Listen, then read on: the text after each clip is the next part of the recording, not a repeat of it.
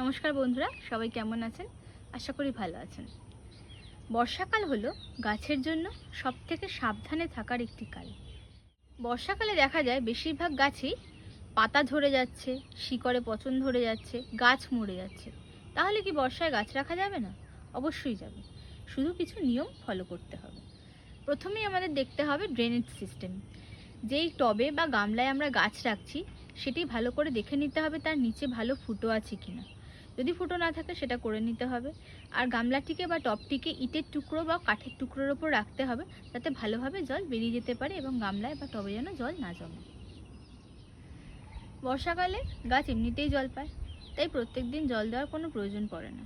তাও জল দেওয়ার আগে মাটি খুঁচিয়ে দেখে নিন মাটি ভেজা আছে কিনা। যদি মাটি ভেজা থাকে তাহলে জল দেওয়ার কোনো প্রয়োজন নেই। এছাড়াও বর্ষাকালে এফিড, পিঁপড়ে এবং বিভিন্ন কীটপতঙ্গের আনাগোনা বেড়ে যায়। এগুলো থেকে বাঁচতে 3 দিন পর পর নিম তেল স্প্রে করুন। এছাড়াও যেসব গাছ অতিরিক্ত বৃষ্টিতে ক্ষতি হতে পারে, যেমন ক্যাকটাস বা স্যাকুলেন্ট, এইসব গাছকে একটু ছাউনিতে রাখুন। যদি ছাউনি দিতে না পারেন তাহলে বারান্দার এক কোণে সরিয়ে রাখুন। এবং সবথেকে বেশি দেখার বিষয় যেটি হলো সেটি হচ্ছে সার একদমই অল্প পরিমাণে দিন, জৈব সার দিন, রাসায়নিক সার পুরোপুরি বন্ধ রাখুন। একটা কথা মনে রাখবেন, বর্ষা গাছের শত্রু নয়, যদি আপনি তার বন্ধু হয়ে যান। নমস্কার, সবাই ভালো থাকবেন।